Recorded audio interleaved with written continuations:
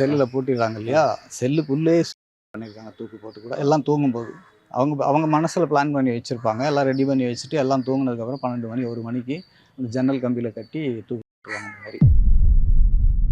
இப்போ அவங்க இந்த மாதிரி பண்ணிக்கிறாங்க இல்லையா? இப்போ போதைப் பொருள் என்ன உள்ள கிடைக்குமா? அதெல்லாம் யூஸ் பண்ணுவாங்களா? பீடி வந்து லீகலாகவே உள்ள விடுறாங்க. அதுவும் இல்லீகல் தான். ஆனால் கவர்மெண்ட்டே பீடி உள்ள அலோவ் பண்ணுறாங்க. அது இல்லைன்னா நிறைய பிரச்சனை நடக்கும். அதாவது சாப்பாடே இல்லைன்னா கூட தாங்கிப்பாங்க உள்ள இருக்க சிறைவாசிகள் மெஜாரிட்டியாக. பீடி இல்லைன்னா தாங்க மாட்டாங்க. இப்போ நீங்கள் ஜெயிலுக்கு போறீங்கல்ல, அப்போ வந்து நம்ம ஒய்ஃப் இருந்தால் நமக்காக சாட்சி சொல்லியிருக்கலாம், இல்லை அவசரப்பட்டு அவங்க முடிவு எடுத்துட்டாங்கன்றது ஒரு கஷ்டம் இருக்கும்ல நமக்கு. அது எப்படி இருந்துச்சு உங்களுக்கு? நிச்சயமாக ரொம்ப கஷ்டம். அது வந்து எப்படி மீண்டு வர முடியாத அளவுக்கு பேர் அதிர்ச்சியாக தான் இருந்தது. அட்லீஸ்ட் அவங்க பொழைச்சிருக்கலாம். கொஞ்சம் ஒரு 5 நிமிஷம் உயிரோடு இருந்து கூட ஸ்டேட்மெண்ட் கொடுத்துருக்கலாம். கொடுத்துருந்தா எங்கள் வீட்டுக்காரர் செய்யலை அப்படின்ட்டு ஒரு வார்த்தை அவங்க சொல்லியிருக்கலாம் இல்லையா? இல்லை, அவங்க இறந்தது எவ்வளோ வருத்தமாக இருக்குது உங்களுக்கு? ரொம்ப வருத்தம் தான், ரொம்ப வருத்தம். எல்லாமே ஒரு நாள் நைட்டு கனவு கண்ட மாதிரி பறி போயிடுச்சு. சொந்தம் பந்தம் ஊர் உறவு உத்தியோகம் பேர் கௌரவம் எல்லாம் நான் சம்பாதிச்சு வச்ச நற்பேர் எல்லாமே போயிடுச்சு. இப்போ ஆயுள் தண்டனைன்னு கொடுக்குறாங்களேன்னா அப்போ நமக்கு எவ்வளோ கஷ்டமாக இருந்தது? கஷ்டம்தான், அது நினச்சி பார்த்தா கஷ்டம்தான். ஆனால் எல்லாரும் மாதிரியும் இல்லை, நான் கொஞ்சம் டிஃப்ரெண்ட்டாக நான் பாசிட்டிவாக தான் யோசிக்கிறேன். நீங்கள் அதை ஏற்றுக்கிட்டீங்களா? ஏற்றுக்கிட்டேன், நான் அக்செப்ட் பண்ணிக்கிட்டேன். 15 வருஷம் எப்படி இருந்துச்சு? ஏன்னா எனக்குன்னா அழுத இருக்கீங்களா? போன புதுசில் இறந்து போன என்னோட மனைவியை நினச்சி அழுதது உண்டு. ஏன்னா நான் வந்து ஒரு சின்ன புழு பூச்சி கூட கெடுதல் நினைக்காத ஆள். இப்படி ஆயிடுச்சே அப்படின்னு நினச்சி நான் அழுதது உண்டு ஒரு முறை.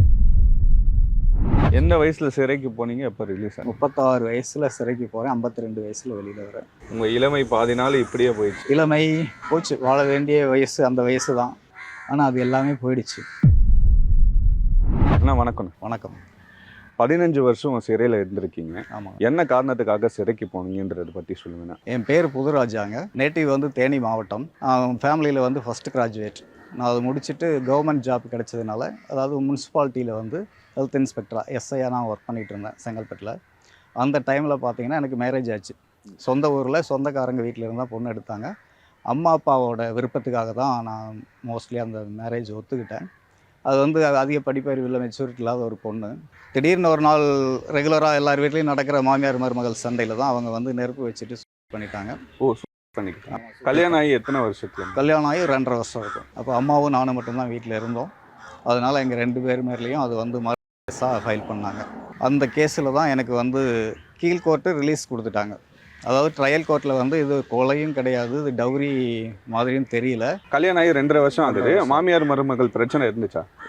அது சின்ன சின்ன ப்ராப்ளம். குடும்பத்தில் புதுசாக கல்யாணம் ஆனோன்னு வர்றது தான். எல்லார் வீட்லேயும் ஹஸ்பண்ட் ஒய்ஃபுக்குள்ளேயும் சின்ன சண்டைகள் வரும். அப்புறம் சமாதானம் ஆயிடுவோம். சமந்தி வழியில் அவங்களுக்குள்ள பெரியவங்களுக்குள்ளேயும் சண்டை வரும். அப்படின்னு சமாதானம். ரிலேட்டிவ் தான் அந்த மாதிரி இருந்தது தான். ஆக்சுவலாக அம்மா ஊரில் இருந்து அன்றைக்கி தான் வந்தாங்க. வந்து 2 நாள் தான் கூட தங்கினாங்க. அந்த 2 நாள் அவங்களுக்குள்ள ஏதோ ப்ராப்ளம் ஆயிருக்கு. நீங்கள் 2 பேர் தனியாக தான் இருக்கிறீங்க. அம்மா ஊர்லேருந்து ஊர்லேருந்து என்னை பார்க்குறதுக்காக வந்திருக்கிறாங்க. வந்து 2 நாள் அங்கே தங்குறாங்க. அந்த 2 நாள் நான் டியூட்டி போயிடுவேன். காலையில் 6 o'clock போனேன்னா ஈவினிங் தான் வருவேன். நடுவில் லஞ்சுக்கு மதியம் வந்து போவேன். அந்த இன்பிட்வீன் கேப்பில் அவங்களுக்குள்ள என்ன நடந்துச்சு அப்படிங்கிறத பற்றி என்கிட்ட யாருமே ஷேர் பண்ணல. ஏதோ சம்திங் நடந்திருக்கு, சண்டை. ஒய்ஃபும் சொல்லலை, அம்மாவும் சொல்லலை.